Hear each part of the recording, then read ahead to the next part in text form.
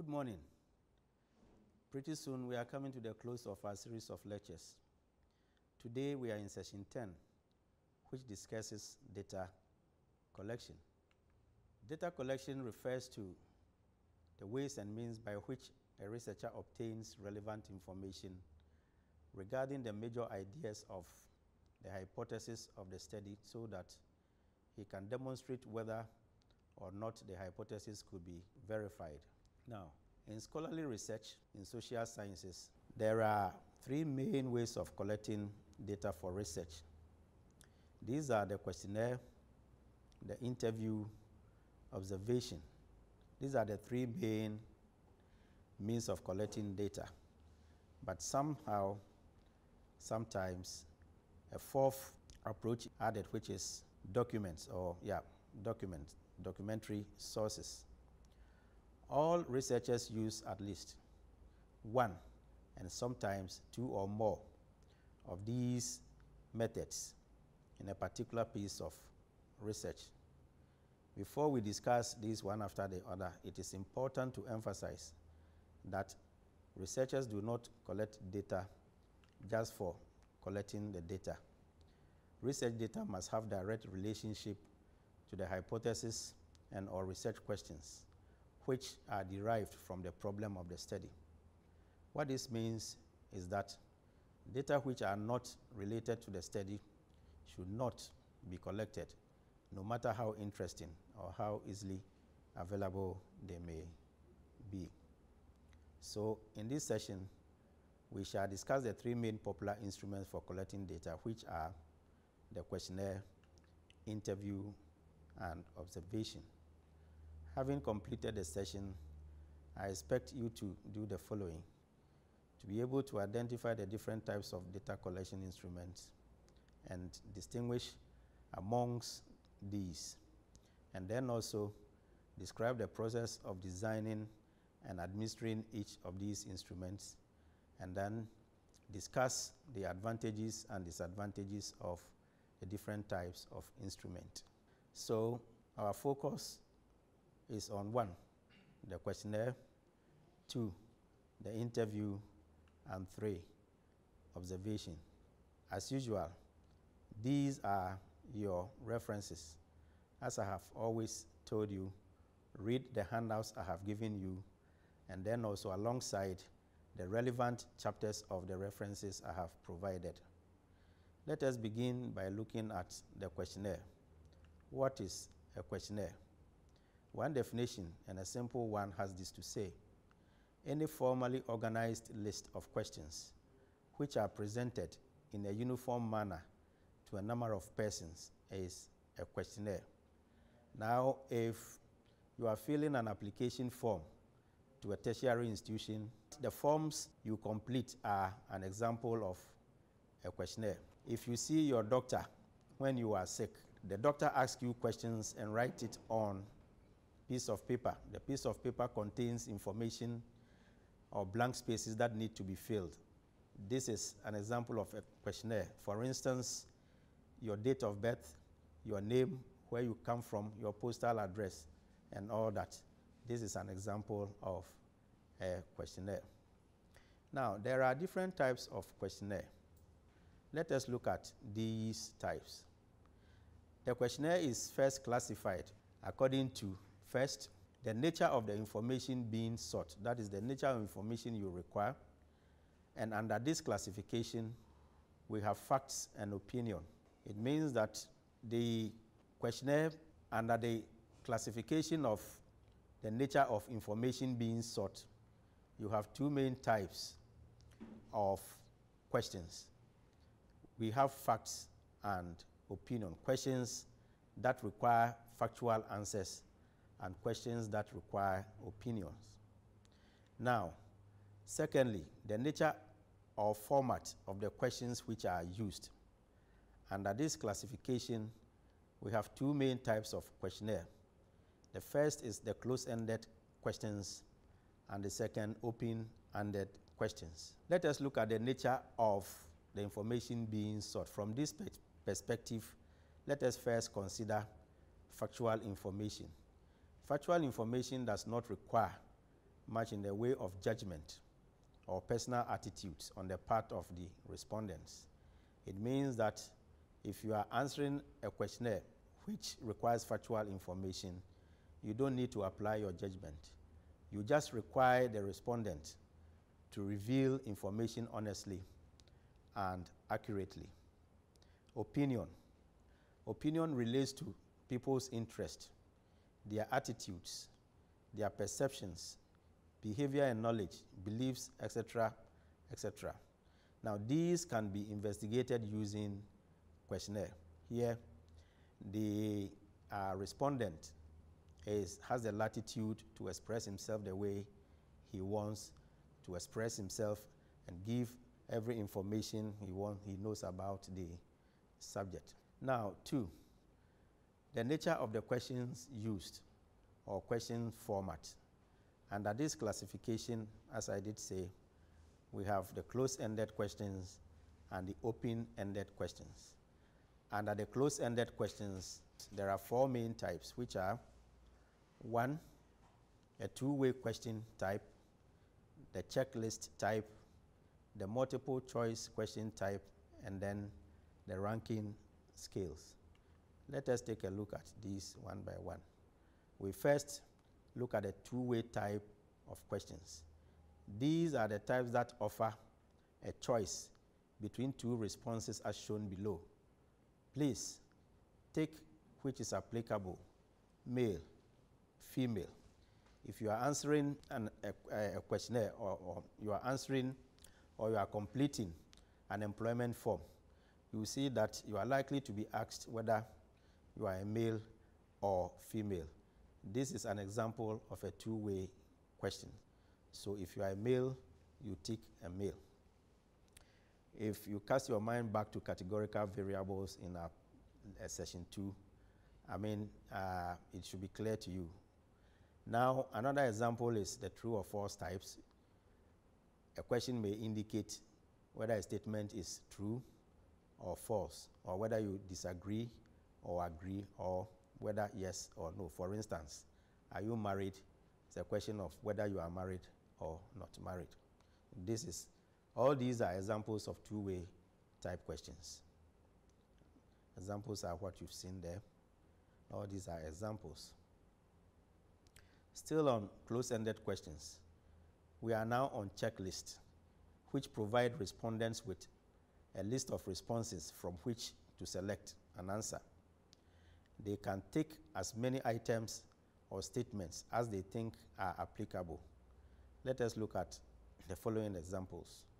Please compare the applicant with others you know or you have known during your professional career. For each of the categories below, check the appropriate box. So these are the categories.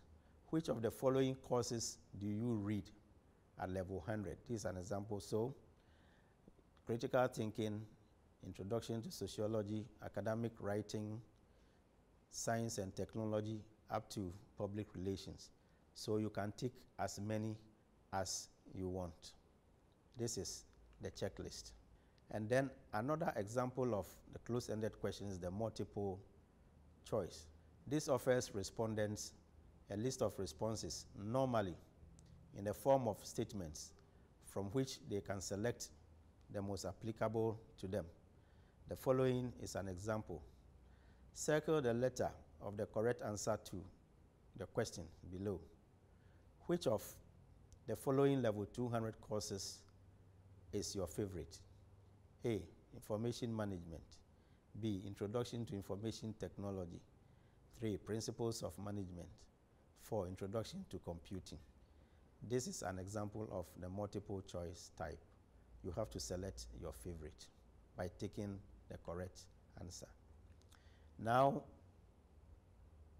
still, another example of a close-ended question is the rank order responses. And this is an example to illustrate. Please rank the following courses according to your degree for liking for each. Assign 1 to your most preferred course and 4 to your least preferred course. So you have the options there. If you prefer information management to all of them, that takes 1. The least preferred course may be Introduction to Computing, you assign 4. Then the last example of close-ended question we are going to look at is rating scale. This is an example. How do you rate the following? Service, very poor, poor, okay, good, and very good. For each of the items from 4A to 4E, you have to select only one answer. For instance, if you select service, you cannot select very poor and at the same time select okay. We have come to the end of the examples, but it is important to take note that the close-ended questions have some weaknesses and strengths. Let's look at some of these. They are difficult to construct, but easy to administer and analyze.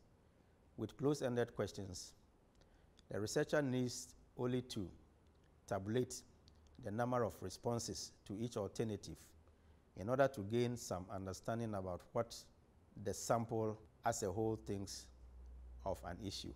Now, close-ended questions are generally more efficient than open-ended ones because a respondent is normally able to complete more close-ended questions than open-ended questions in a given amount of time. Respondents may be less willing to compose a written response than to simply check off a circle. Check or circle the appropriate alternative. So open-ended questions, what are they? Simply, these are questions that give you, the respondent, the latitude to express yourself the way you want to a question. So you are not limited to the number of things you want to write in response to a question. If you are asked the question, your answer can range from one paragraph to 10 pages, depending upon the detail you want to provide. Here are a few examples. Please indicate below the main factors that contribute to job satisfaction. So you have seen that we have provided you with space. Now, the space you see do not suggest that you should only write and finish it in line 2, in 2 lines, no. But what it means is that if you require extra space, you can provide your answer on a separate sheet. All that we are saying here is that you have the latitude to express yourself the way you want, and so provide detail as you answer the questions. Now, what do you like most about your senior tutor? You can write anything you think about your senior tutor. And then, what is your favorite television program? Explain why it is your favorite. Here, we have not given you answers from which to select. We are asking you to provide us all the answers you know about the questions we have asked. Now, open-ended questions also have strengths and weaknesses. Let's look at a few of them. Respondents are allowed space to express themselves in their own way, unlike the close-ended type of questions. And then open-ended questions are often easier to phrase than close-ended questions. That is true, but their analysis is difficult. Now, respondents may find it difficult to reply without the help of clues to guide their thinking.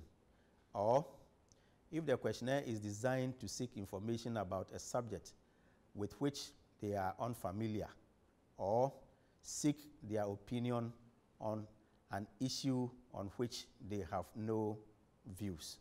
So these are some of the weaknesses of the open-ended types of questions. Now, how do you administer your questionnaire? There are 3 main ways. You can use the postal, what we call the postal or the mail questionnaire. You can also have the group questionnaire, or you can have the personal presentation. You can present your questionnaire to a group of individual respondents, or you can have electronic questionnaire administration. Now, the first one simply means that you have the address of all your respondents, you envelope your questionnaire, and then mail it to them.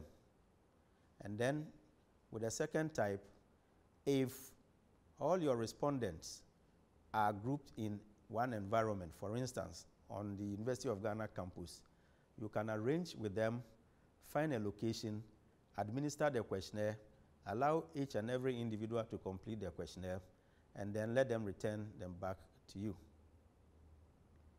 Now with the electronic one, instead of mailing physically and going through the post box, you just have the emails of the respondents and then communicate with them electronically. Mind you, all these have advantages, disadvantages, which I have clearly outlined and explained in your lecture notes. Do well and read your lecture notes on this for greater detail. On that note, we move on to the second type of data collection instrument, which is the interview. What is the interview? This is simply another way of collecting research data. And researchers think that it is a very useful means of obtaining qualitative data. Go back again to the session on qualitative variables. Now, the purpose of the interview, or the purpose of interviewing people, is to find out what is on their mind, what they think, or how they feel about something. There are three main types of interviews. We have the structured, we have the semi-structured, and we have the unstructured. Let us look at these one after the other. First, we take a look at the structured interview. Here, the researcher determines in advance of the interview the procedure he would like to follow. Secondly, the same questions are presented in the same manner and order to each respondent, and the wording of the instrument to the respondent specified. Thirdly, the interview or the interviewer must adhere strictly to the procedure. It means whatever you do to respondent 1 should follow through to the last respondent. There is no freedom to rephrase questions or add extra ones or change the order in which the questions are presented. So, if for the first respondent you started with question 2, for all the rest of the respondents you have to start with question 2. Then we have the unstructured interview. Here, the interviewer develops a framework called the interview guide with which to conduct the interview. With the unstructured type, we say the conversation between you and the respondent is unstructured. Unstructured in the sense that it doesn't follow the scheme followed or adopted by the structured interview. Now, the respondent has as much influence over the course of the interview as the interviewer conducts the interview, which means that either the respondents or the interviewer, you can modify the questions, ask for more details, etc. And then this technique is also very flexible. Now, the semi-structured. This comes between the structured and unstructured. With a semi-structured, the researcher designs a set of key questions to be raised before the interview takes place. The researcher has the opportunity to include additional topics or questions. This makes the semi-structured interview also very flexible. Just like the questionnaire, there are different ways of conducting the interview. You can have personal interviews, you can have focus group discussions, or you can have telephone interviews. How do you record your data after conducting your interview or during the course of conducting your interview? You can collect your data by writing notes as the respondents provide their answers. These days, you can also use a tape recorder or other devices such as your phone to record all the responses, or you can also videotape the whole process. Ladies and gentlemen, we come to the third and one of the most important means of collecting rich data for research. This is observation. Observation seeks to ascertain what people think and do by watching them in action as they express themselves in various actions and situations. So what we are saying here is that you just observe what people do and then record your observation accordingly.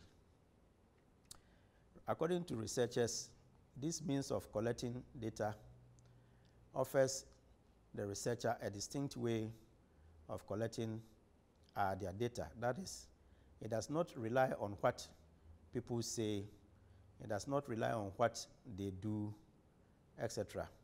But it is based on the premise that for certain purposes, it is the best to observe what happens.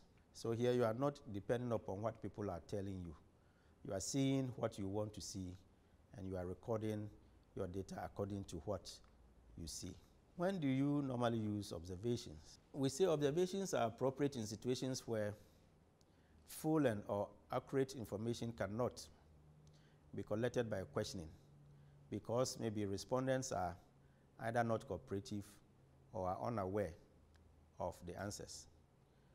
Where observation is frequently used, so when researchers are more interested in the behavior than in the perception of an individual.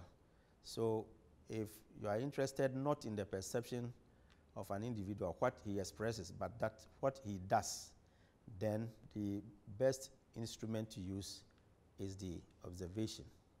And then also when subjects are unable to provide objective information about the subject under investigation.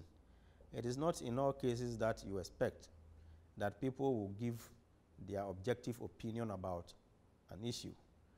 For some reason, they may deceive you. And in order not to allow deception to creep into your research, sometimes you may use observation. This is why we say that you can use a combination of either the interview, the observation, and the questionnaire for purposes of data collection. These are the types of observations we have.